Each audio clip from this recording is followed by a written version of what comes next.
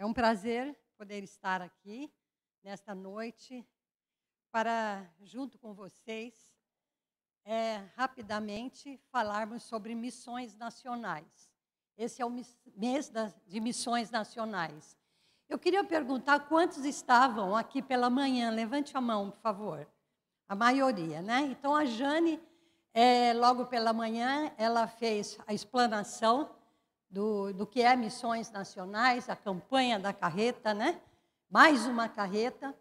E eu venho nesta noite para, primeiramente, agradecer, né, a Raquel Roverso, que é a nossa coordenadora de Mulheres Cristãs em Missões. Eu sou coordenadora desse departamento de missões. E é interessante que, desde pequenina, quando os missionários vinham pregar e falar da volta de Jesus, então os missionários trabalhavam muito com as crianças. E eu fazia parte desse grupo de adolescentes. Eu era apaixonada por missões, eu queria ser uma missionáriazinha, né? Então, eu não sou hoje uma missionária realmente credenciada, né? Mas eu sou aquela irmã que ajuda os missionários, que olha para o missionário nas suas necessidades, necessidades atuais, físicas, emocionais. Então, eu estou sempre procurando, dentro do nosso grupo de mulheres em missão, ter esse olhar de cuidado com os nossos missionários. Nós temos uma revista, eu vou fazer um merchandising, né, da nossa MCM. Essa revista, irmãs e irmãos, leve uma para a sua esposa, ou a esposa que estiver aqui, é para jovem, para todas as idades. Tem assuntos muito interessantes e muito atuais, né? Então, procure a irmã Clélia, ela está aqui, né? Ela pode, se você tiver interesse, ela tem como te presentear, né, Clélia, com esta revista. Irmãos, tem uma programação, não sei como vai funcionar. Eu queria começar lendo um texto bíblico. Eu falando aqui em público, eu não tenho tanta habilidade, mas eu prefiro na sala de aula, né? Onde eu me sinto na minha casa. Então, vamos ler, se tiver, eles vão colocar? Filipenses, capítulo 4, de 10 a 20. Vamos ler junto? Por favor, vamos ficar de pé, porque é a palavra do Senhor, né?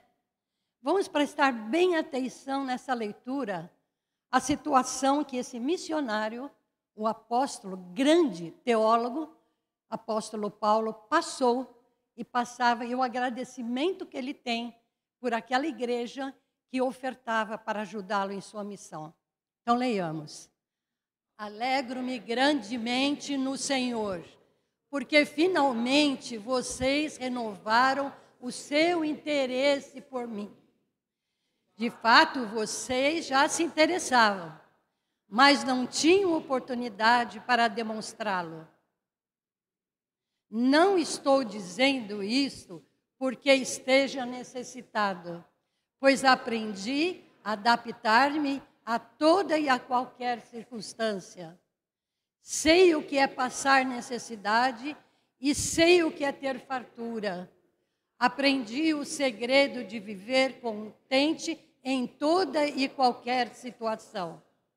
Seja bem alimentado, seja com fome, tendo muito ou passando necessidade. Tudo posso naquele que me fortalece. Vamos repetir esse último? Tudo posso naquele que me fortalece. Eu queria pedir, pode sentar, irmãos, que nesse momento nós vamos entoar um hino 439 do cantor cristão, É Minha Pátria para Cristo. O apóstolo Paulo, ele caminhou por todas aquelas regiões, né, da Ásia Menor, e ele queria todo mundo para Cristo.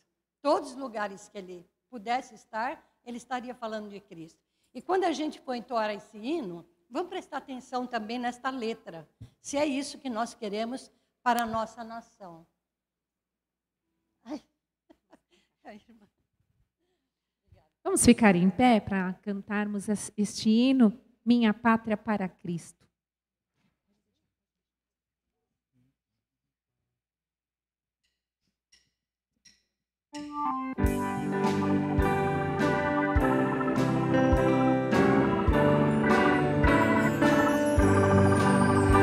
Minha pátria para Cristo é a minha petição.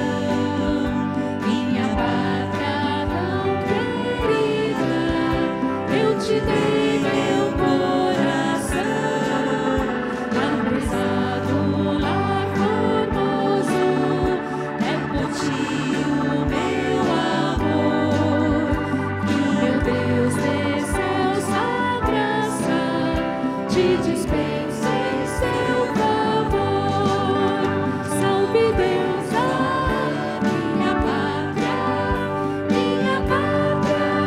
varonil. Salve Deus, minha terra, salve a terra do Brasil. Quero, pois, com alegria ver meu povo tão gentil, aceitando o Evangelho nessa terra do Brasil.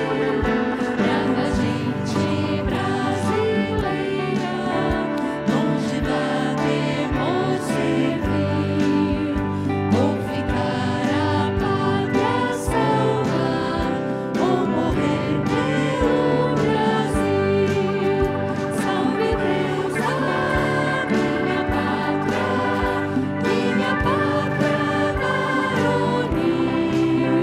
Salve Deus, minha terra, salve a terra do Brasil. Tá, pode sentar. Agora eu também queria só pensar com vocês, dentro disso que lemos, né? Quando os missionários, todos eles, recebem a ajuda de missões, tanto nacionais como missões mundiais. Mas nós, como mulheres da MCM, nós conhecemos que a missionária, ela, de mulher para mulher, a gente sabe das maiores necessidades dela. E eu queria falar muito rapidamente de uma missionária que esteve conosco, de Pernambuco, e ela quando eu fui voltando com ela, com os presentes, a oferta que a nossa união tinha arrecadado, ela disse, nossa, e demos uma cesta de muitos produtos de beleza, sabe? Coisas pessoais mesmo, um creme, né? E tantas coisas. Ela ficou tão feliz, porque nem sempre eles têm dinheiro para comprar essas coisas. Eles têm dinheiro para o sustento. E com esse período da da pandemia que teve no nosso, não só no nosso país, mas no mundo, também missões foi afetada. Então, eles não deixaram de receber as ofertas porque os irmãos são fiéis. As irmãs contribuem, não esquecem, né? Então, eu me lembro na minha infância do cofrinho. Hoje eu sei que a Beth Fagundes, ela faz esse trabalho com as crianças também, aprendendo desde pequenino a ofertar. Então eu vejo, irmãs, eu não sou missionária, mas eu estou atrás do missionário, né? Ajudando. Uma coisa importante que eu comunico à igreja, né? Tenha o nome de um missionário, escreva uma carta para o missionário. Diga para ele que você está orando por ele. Se você pergunte a necessidade dele, como ele está o trabalho dele no campo, vocês não fazem ideia que alegria sente o missionário ao receber uma carta, assim como os apóstolos, principalmente o apóstolo Paulo, né? Então, nesse momento, eu queria pedir que a produção aí da igreja passasse um vídeo, né, da missionária Silvana Martins, para que vocês possam sentir o foco de missões.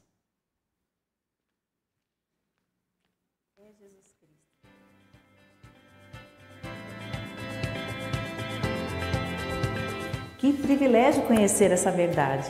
Mas até que ponto temos ofertado e trabalhado efetivamente para que esta verdade chegue em cada cantinho do nosso país e do mundo? Nós temos ofertado com amor, com sacrifício diante do Senhor?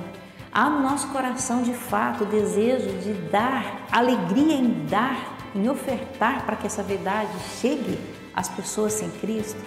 Hoje nós vamos falar sobre algo pessoal e, sem dúvida, é uma das maneiras mais lindas de viver experiências com Deus, experiências de fé. O que dizer então das crianças? Crianças tão pequenas que fazem algo audaciosos, envolvidos nessa paixão missionária e trabalham, e Deus honra cada oferta dessa criança e eles alcançam seus alvos. Nós precisamos viver isso na nossa vida. Nós precisamos experimentar o agir de Deus, essa experiência de fé. Nós aprendemos com a viúva pobre algumas coisas muito importantes. A primeira é que Jesus continua observando. Jesus observa quando nós ofertamos. Ele sabe exatamente o que há no nosso coração. Se há altruísmo, se há amor, se há sacrifício na nossa oferta, ou se estamos dando o que não nos faz falta. Nós observamos também que Jesus, ele olhou muito mais a proporção do que a porção. Não foi a quantidade que ela deu, mas foi a proporção. Ele viu que ela tinha dado tudo. Jesus também continua observando muito mais a proporção do que a porção do que damos, muito mais do que retemos. Aprendemos também que Jesus vê muito mais o que guardamos do que o que damos. Nós temos de fato ofertado com amor, com liberalidade, com sacrifício, ou temos dado ao Senhor o que não nos faz falta. O Senhor nos ajude e nos ajude a formar uma geração com visão missionária. Aos pais, líderes de ministério infantil, desafiem as crianças a fazerem os seus alvos pessoais. Quando derem o cofrinho, coloque ali um cantinho onde ele possa colocar o seu alvo, onde ele possa colocar o que ele já guardou, para que ele possa ter essa experiência de fé.